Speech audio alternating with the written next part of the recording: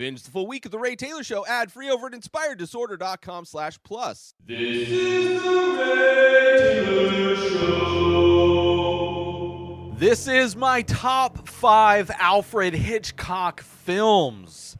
I am a fan of Alfred Hitchcock. I haven't watched all of his films. Let me read this for those that aren't familiar with who Alfred Hitchcock is. Alfred Joseph Hitchcock was an English filmmaker widely regarded as one of the most influential figures in the history of cinema.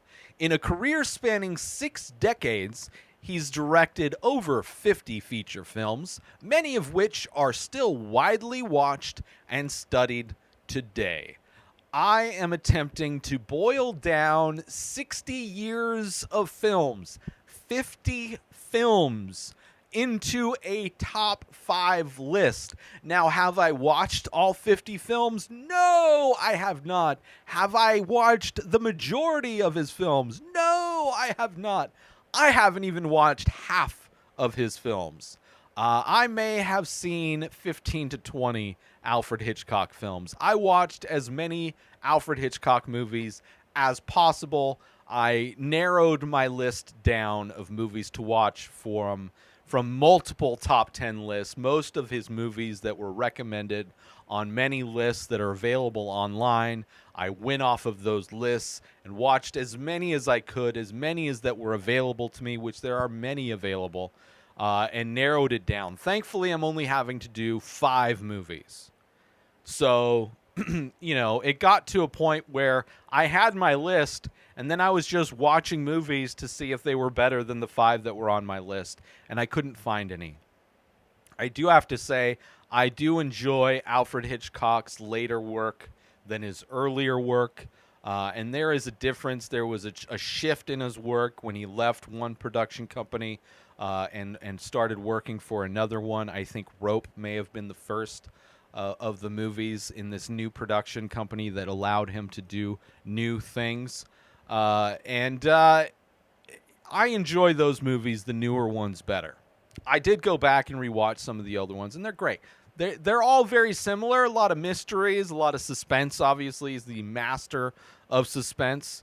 A lot of espionage, romance, murder, theft. A lot of people stealing money out of safes. A lot of people planning murders. A lot of that stuff. And it was fun. It was fun getting into a bunch of movies that I had not seen. A big blind spot of mine was Alfred Hitchcock films. Of course, there was a couple classics that I had seen, but there were a bunch of classics that I had not seen, and some that I revisited and loved even more the second viewing. So let's get into it with my top 5 Alfred Hitchcock films. Starting off with number 5, this is a movie that came out. This was one of his black and white. I think colorized. I don't know. But this movie came out in 1954. Coming in at number 5 is Dial M for Murder. I really do enjoy this. A former tennis star arranges the murder of his adulterous wife. Adulterous wife, because it's his wife. It's kind of like a whodunit movie, but you see it from the perspective of the person who's planning it all out. And he's not going to be committing the murder. He's getting somebody else to do the murder, and everything goes awry. And it's like trying to improvise off script to cover things up as the original plan, just fell apart. I really love it. A lot of his movies, they wrap up right at the end, and then the movie ends. There's the conclusion of these movies is instantaneous, and I really appreciate it. I mean, all of them, the credits roll at the beginning of the movie, so you're not watching a bunch of credits roll. It's just like, oh, here we go, we gotcha, and then the end, which I appreciate that. But this Dial M for Murder is a lot of fun. It's a fun mystery. Despite how it ends, but how watching the investigator and the other people put everything together is brilliant, and I really enjoyed it. And I watched it a second time for this, and it's a lot of fun. Came in at number 5. And yeah, Dial M for Murder, my 5th favorite Hitchcock film. Moving on to my 4th favorite Alfred Hitchcock movie. This one came out only a few years later. A movie I had never seen, but it has the iconic image of a man running away from an airplane. Right? Just like, what is that all about? This movie came out in 1959. I'm talking about, coming in at number 4, North by Northwest. A New York City advertising executive goes on the run after being mistaken for a government agent by a group of foreign spies and falls for a woman whose loyalties he begins to doubt.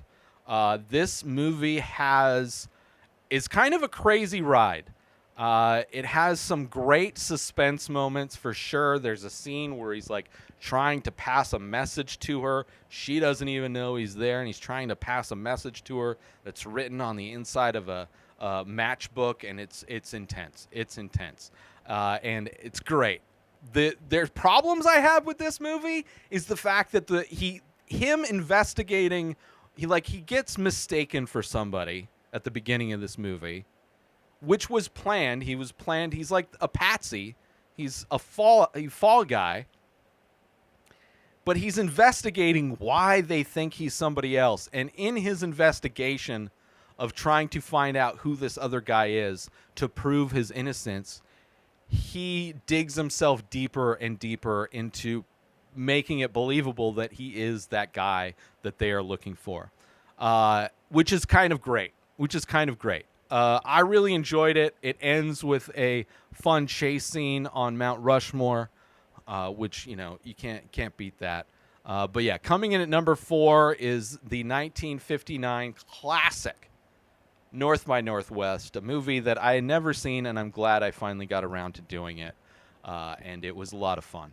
I want to take a quick break from the show to let you all know that there is official merch for the Ray Taylor Show. Head on over to inspireddisorder.com. You can get t-shirts, different artwork available, different designs, all on high-quality materials in all the sizes. There's also iPhone cases made of biodegradable material. That's right. This is not bad for the environment. This is good for the environment. So all of those designs that are available on t-shirts are also available on phone cases. Designed by me, sold by me. Head on over to inspireddisorder.com to support the Ray Taylor Show and promote it out in the world, so all of the people in your life can see that you are a fan of the Ray Taylor Show. Now, let's get back to that very show right now. So moving on to my 3rd favorite Alfred Hitchcock movie. This is another movie that I had never seen before. Watched it for the first time. It is a simple movie. It is minimalistic, and I actually appreciated that as well. So coming in at number 3 from 1948 is Rope. This movie, simple, one shot. I appreciate that. Based on a play, I believe, which adds, it feels like it could easily have been a play, adds to the ability for it to be a one shot, takes place in a single apartment, and it has that great one shot thing where like the camera pauses on somebody's back to add in another cut. Great performance by James Stewart. This movie is kind of crazy. It's 2 men attempt to prove they committed the perfect crime by hosting a dinner party after strangling their former classmate to death. It's obviously suspense because they are playing with fire. They are trying to hide this body in plain sight in a lot of ways.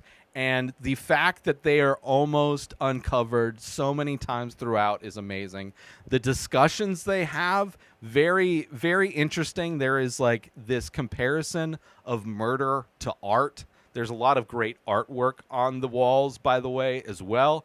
There's a view of the skyline that changes throughout this movie that's obviously a fabricated skyline. It's clearly this is done in a studio, but I do enjoy the view. It was a movie that I also watched while recording myself. I recorded a reaction video that I haven't put out yet. But I had reactions to this movie because there's moments where it's like a rope is sticking out of a cupboard and they don't notice it, or they're about to open the chest and like they just almost stop. It's pretty crazy. And there's also in the discussions, this movie, if I were to find out that this movie is what inspired The Purge, I wouldn't be surprised. Because the discussion these kids have of, they calling it art, how they value certain lives more than others. They're like definitely more of the elitist type of people who don't value the lower class of people, and how life would be better if we were able to just execute, lower class people that don't add to society. Something that a lot of wealthy people, the way they talk about homeless in a lot of ways still to this day. And they discuss like, oh, wouldn't it be great if there was a day where you could just legally murder the people that you think would be expendable, right? Like The Purge. I really love this movie. It was a lot of fun to watch. Very stressful. James Stewart's great in it, and the minimalist style of the movie, the fact that it's one take, was very artistically done, I would say. I love a minimalist movie. Very simple, interesting conversations, and ultimately these two guys that are constantly playing with fire end up getting burned, and it was a lot of fun to watch, and I really enjoyed it. Obviously, it's my number 3 favorite movie. It really, like, the story connected with me more than Dial M for Murder or North by Northwest, just because it was so simple and so self-contained, and even with that minimalism was able to really extract different emotions out of me throughout, and I really appreciated it for that. So coming in at number 3 is Rope. Moving on to my second favorite Alfred Hitchcock movie of all time. This is a movie that I have seen, I saw a long time ago. Didn't really remember it. I mean, obviously, I remember parts of it. There was a remake of this movie that was made that I didn't really enjoy. I wouldn't mind actually going back to that remake and comparing it. But in going back and rewatching this movie for this ranking that I'm doing, loved it. Absolutely loved it. Such a great movie. And that movie, coming in at number 2, is the 1960 classic Psycho. A Phoenix secretary embezzles $40,000 from her employer's client, goes on the run, and checks into a remote motel run by a young man under the domination of his mother. And it's kind of an interesting movie how everybody gets sucked into this vortex of the Bates Motel, right? Like it starts off about this woman who steals this money, trying to run away to be with her lover who's in a marriage. Very similar themes to a lot of Alfred Hitchcock movies: embezzling, infidelity, running away, getting away. But this one, definitely also has the suspense, but also has the horror, which not a lot of horror. I mean, I guess Birds, not great. Spoilers, not on the list. Does not hold up. It's kind of funny, Birds. But this one's insane how, like, everybody just keeps getting sucked into this vortex of death at the Bates Motel. And it also is interesting seeing what's his name, Norman Bates, how damaged he is, how much trauma he's under, and how that messed with him, because he's somebody that grew up and never left the motel. Like, he's a guy homeschooled, like you see that with homeschooled people, maybe not as psychotic as this guy is, but there is like definitely a thing that happens with people that grow up in a very sheltered reality. You see this with Mormons a lot too, I've noticed, where they are very detached from a lot of things. And, it definitely makes it easier. A lot of them are religious also. It makes them easier to be controlled in a lot of ways. Norman Bates, controlled by his mom, but obviously knowing this movie, how it ends, seeing how he was unable to let go of his mother in a lot of ways and keeping her alive in a lot of ways, how that is just due to like this massive trauma that he must have, like just to see it psychologically from his end, how damaged he was anyway. Like he is the byproduct of that damaged and sheltered existence growing up.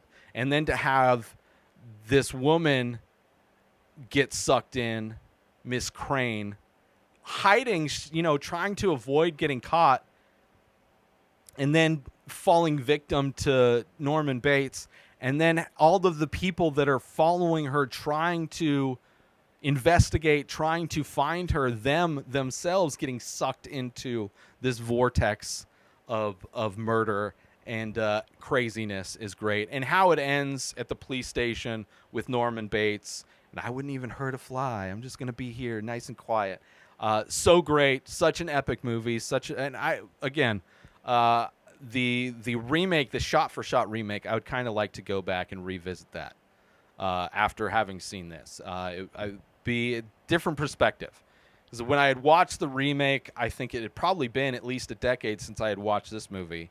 And even when she's like running away, how effortless it is for her to buy a car. And even like the cop that's chasing after her doesn't really do anything. It's like this movie, you could not make this movie modern day because that's not how the police operate.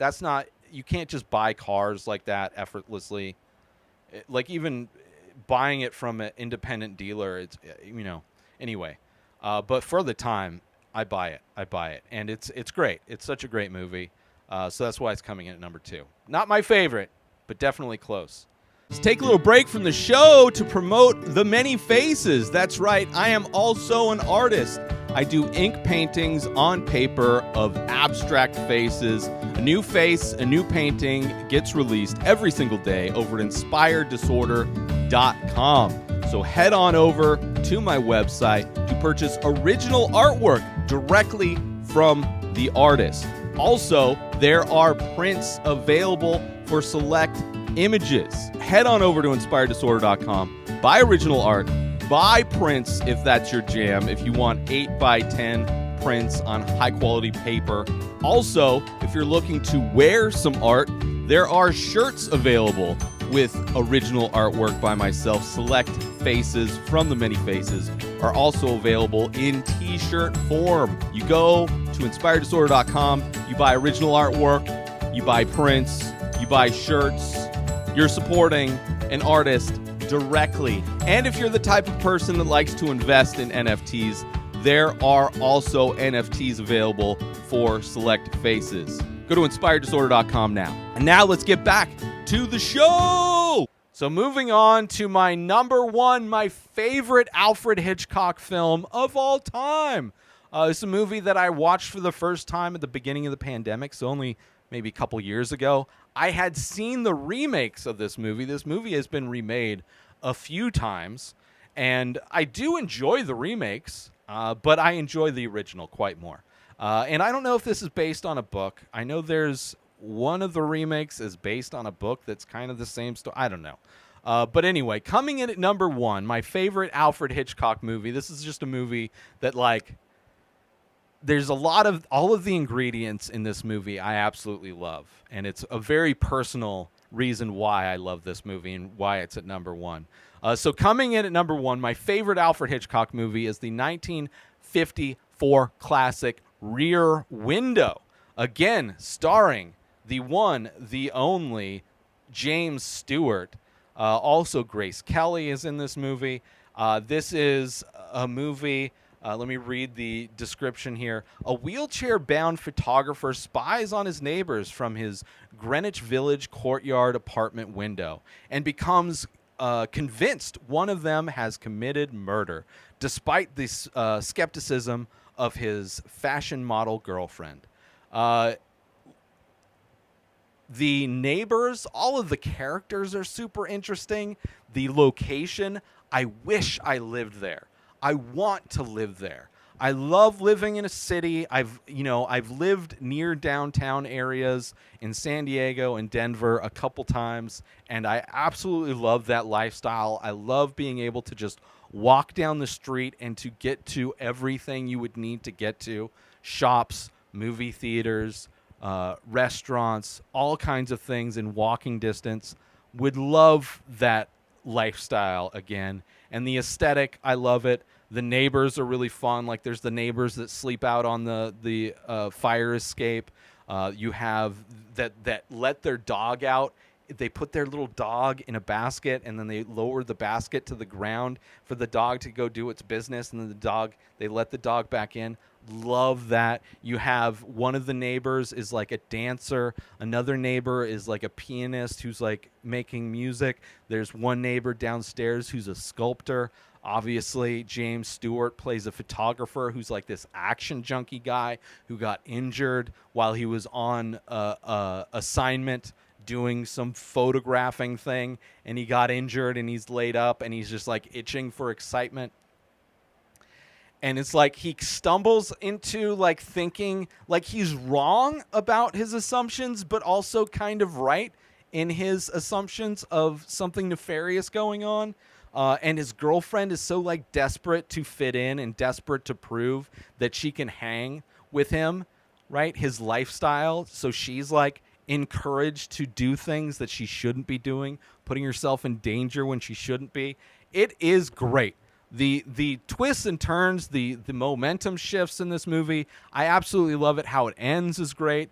The nurse that comes in to help him out, how she predicts how he's just going to get himself in trouble when, of course, that's like the most blatant foreshadowing of what's going to happen in this movie. Just such a fun movie, such interesting characters. Obviously, the fact that he's an artist in some way, creative. He's surrounded by a bunch of creative people, very interesting characters. And just that idea of like just forming narratives, people watching, is so much fun. Another great thing to do when you're in a city. You know, in Denver, I loved going to this one hot dog spot. I'd sit down, get a hot dog or a burger, get a beer, and just stare out at Colfax Street. If anybody's been to Denver and knows Colfax, you know what I'm talking about. There's a lot of interesting people that walk up and down that street. And it is just so much fun coming up with narratives, just giving backstories to people, and for this guy being laid up, who's an action junkie and taken out of the action to, you know, in his head, really kind of chasing the dragon, finding the excitement in his own backyard. I loved it. I love this movie so much. It's so much fun. It's a place like I want to be there. I want to live in that apartment. One of those apartments. I want to, one of these days, man, one of these days, if I'm able to make money and to find some success in some ways, and I have the opportunity to afford to live in an apartment in a city again, I would love to do that. I would do it in a heartbeat. I don't care how small the apartment is. But yeah, I really love this movie. It's so much fun. And even the remakes are a lot of fun. Like the is it called Rear Window? I forget. The one with Shia LaBeouf where he's on like house arrest, but it's in the suburbs. Then there's also Woman in the Window, which is the Netflix movie that really feels like a complete just copy, which doesn't make any sense. Like, they're in a city, but like instead of a courtyard, she's looking at people across the street, and like they go and they introduce themselves. Like, they're in a city, but they're acting like they're in the suburbs. Like, it doesn't really fit. I like the Shia LaBeouf one, though. That was a fun movie. That one I watched first. I had never seen this movie, and then recently watched this movie. It's like, oh, this one's better, and I relate to it. It connects with me specifically more. So number one is 1954 Rear Window. One more time. This is my top 5 Alfred Hitchcock films. Starting off with number 5 is Dial M for Murder. Number 4 is North by Northwest. Number 3 is Rope. Number 2 is Psycho. And my number 1 favorite Alfred Hitchcock film of all time is Rear Window. Let me know how you would rank. What are your top Alfred Hitchcock films, your top 5, your top 10, your number 1, whatever it is. If you have one that I did not mention, obviously there's a lot of honorable mentions that I didn't at all talk about. There's way too many. But definitely recommend them in the comments. Hit me up on social media. I will watch them if I haven't. There are a few that weren't available, but these were the Stone Cold classics that just had to be on my list. So yeah, it was a fun and a treat. And maybe I'll do a separate top 5 of like early Alfred Hitchcock movies, since those I think would work better in a category of themselves, like 31 or 39 Steps, Sabotage, things like that. So anyway, watch some Alfred Hitchcock. New episodes of The Ray Taylor Show come out every single day. Subscribe on YouTube and everywhere our podcasts are found. Binge the full week over at inspireddisorder.com/plus. Buy Ray Taylor Show merch over at inspireddisorder.com. And follow the show on Instagram at Ray Taylor Show. Have a wonderful day, everybody. Peace out! Today is the day where you wake up and you realize that everything that you've been dreaming about, everything that you've been wanting, every goal and wish and hope that you've ever had can become real. Dreams can come true. What you manifest in your mind, you can bring to reality.